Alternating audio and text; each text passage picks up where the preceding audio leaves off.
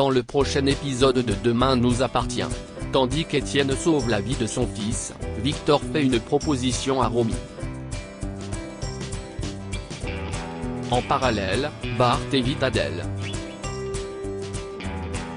Attention, les paragraphes qui suivent contiennent des spoilers sur l'épisode de Demain nous appartient diffusé demain soir sur TF1. Si vous ne voulez rien savoir, ne lisez pas ce qui suit. Mercredi 22 février dans Demain nous appartient. Étienne sauve la vie de son fils au petit matin, Aurore débarque chez les Curtis pour leur annoncer que le téléphone portable de Dorian a été retrouvé sur une route à l'extérieur de la ville. Il ne fait désormais plus aucun doute que l'adolescent a été enlevé par le même individu que ses camarades. Une alerte enlèvement a donc été déclenchée. Au commissariat, l'enquête se poursuit et un utilitaire suspect a été repéré près du domicile de Raphaël Perrault le soir de son agression. La police scientifique a également relevé des traces de ciment identiques à celles du meurtre. Cette fois, la poudre n'a pas été déposée par une chaussure mais par les pneus du camion. Désormais, les équipes du commandant Constant ne cherchent plus un bar en travaux mais un chantier ou quelque chose qui s'en rapproche.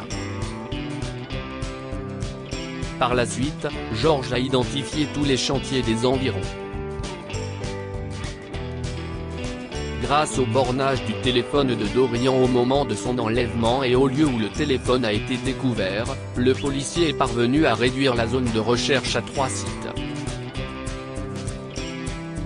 Comme 2 des chantiers sont encore en terrassement, les enquêteurs se concentrent sur la zone d'activité de la Pérade. Pendant ce temps, Dorian se réveille ligoté et les yeux bandés. Paniqué, l'adolescent assure à son agresseur qu'il fait erreur. Si le kidnappeur explique qu'ils ne se connaissent pas, il lance toutefois que le fils Curtis a ruiné sa vie. Lorsque Dorian tente d'en savoir davantage, le ravisseur rétorque que le temps des explications est passé et que l'heure est venue de le faire payer. Après qu'il lui a fait une piqûre, Dorian perd une fois de plus connaissance. Ospoon, Camille, Emma et Raphaël s'inquiètent pour Dorian. En réfléchissant à la soirée du 29 juillet, les 2 adolescentes se demandent si elles n'auraient pas fait du mal à quelqu'un sans s'en rendre compte. Une possibilité qui effraie Camille. Dorian étant incapable de faire du mal à qui que ce soit, la fille Perrault s'en voudrait toute sa vie s'il venait à lui arriver quelque chose par sa faute. En parallèle, la police arrive dans la planque de l'agresseur mais il n'y a plus personne. En fouillant les lieux, Martin et Lisa tombent sur le carnet de correspondance de Camille, la pièce d'identité de Dorian ainsi que du colorant alimentaire. Le temps presse pour la police qui doit désormais retrouver l'adolescent au plus vite. De son côté, Bénédicte est inquiète et craint le pire pour son fils. Heureusement, elle peut compter sur le soutien de William et Manon. Étienne est quant à lui au commissariat lorsque Nordine apprend à Aurore qu'une camionnette blanche a été aperçue sur une petite route au sud de la zone industrielle. Certaine que le ravisseur emmène Dorian sur le chantier naval qui n'est plus en activité, Aurore se rend immédiatement sur place accompagnée d'Étienne. À quelques pas de là, Dorian se réveille suspendu à une grue à plusieurs mètres de hauteur. Autour de son cou, il porte une pancarte sur laquelle on peut lire le mot lâche. Paniqué, il hurle à l'aide mais personne ne semble pouvoir l'entendre. Tandis qu'il se débat pour se défaire de ses liens, le jeune homme chute avant d'être stoppé net à quelques mètres seulement du sol. Dans la foulée, Aurore et Étienne débarquent. Comme la corde menace de lâcher et que son fils le supplie de l'aider, Étienne s'empresse de monter en haut de la grue pour le sauver. Sur les instructions d'Aurore, Étienne retire alors le frein de sécurité et Dorian rejoint lentement la terre ferme où il s'effondre dans les bras de sa tante.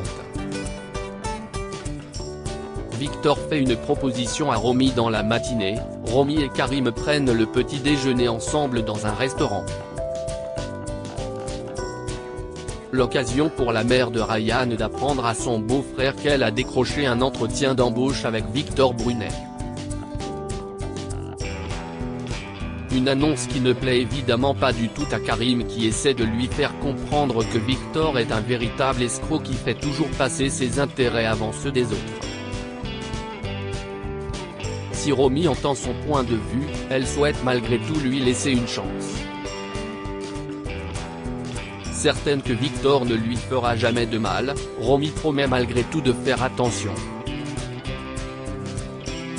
De son côté, Timothée a bien remarqué le comportement inhabituel de son père ces derniers temps. Comme il a mis du parfum, une cravate et un gilet, le jeune homme en déduit qu'il a rendez-vous avec une femme. Sans lui révéler qu'il s'agit de Romy, Victor avoue à son fils qu'il a très envie de se mettre avec elle mais qu'il n'est pas certain qu'elle le veuille elle aussi. Victor rejoint ensuite Romy puis lui montre les plans d'un hôtel comprenant 80 chambres qui a besoin d'être rénové. Il propose donc à Romy d'en être la gérante. Quand elle précise qu'elle n'a aucune expérience dans le domaine de l'hôtellerie, Victor lui parle d'une formation qu'elle pourrait suivre pendant les travaux. Une fois l'hôtel ouvert, il est même prêt à embaucher quelqu'un pour la coacher si besoin. Bien qu'elle ne s'en sente pas capable, Romy accepte néanmoins de visiter l'établissement. Après avoir fait le tour des lieux, Victor tient à mettre les choses au clair, il n'attend rien en échange de son offre. S'il ne nie pas qu'elle a beaucoup de charme, il indique toutefois que ce n'est pas pour cette raison qu'il veut la recruter. Même si elle sait, Romy aimerait savoir pourquoi il fait tout cela pour elle. Comme Victor répond qu'elle mérite une seconde chance dans la vie, Romy lui fait remarquer que ce n'est pas parce qu'il lui a sauvé la vie qu'il doit se sentir responsable d'elle. Après avoir certifié que ce n'était pas le cas, Victor affirme qu'elle devra travailler très dur car il ne lui laissera rien passer. Elle a beau être emballée, Romy a besoin de prendre le temps de la réflexion. Bart évite Adèle ce week-end. Adèle a proposé à Bart de faire une petite balade. Une invitation à laquelle le fils Valorta n'a jamais répondu. Et pour cause, Bart n'a pas vraiment apprécié de découvrir Stéphane en caleçon chez elle. Un sentiment de jalousie qu'il n'estime d'ailleurs pas normal. Quand Roxane lui conseille d'avoir une discussion avec Adèle pour clarifier la situation, Bart refuse car il a peur d'être blessé quoi qu'elle lui dise. Par la suite, Adèle se rend au Spoon pour voir Bart mais ce dernier est sorti faire des courses. Légèrement nerveuse, la jeune femme rejoint alors Stéphane à sa table pour déjeuner. Il faut dire qu'elle craint que Bart ne veuille plus la voir. Une nouvelle qui contrarie le petit ami de Soraya qui se sent responsable de cette situation. Toutefois, Stéphane se montre optimiste car il est sûr que Bart comprendra la situation lorsqu'Adèle lui aura parlé. Face à la complicité d'Adèle et Stéphane, Mona appelle Bart pour le prévenir que la jeune femme est au Spoon. En apprenant qu'elle est accompagnée de Stéphane, il préfère cependant attendre qu'ils soient partis avant de rentrer. Quelques heures plus tard, Bart est de retour au Spoon. Mona lui révèle alors que Stéphane n'est autre que le petit ami de Soraya. Une déception pour Bart.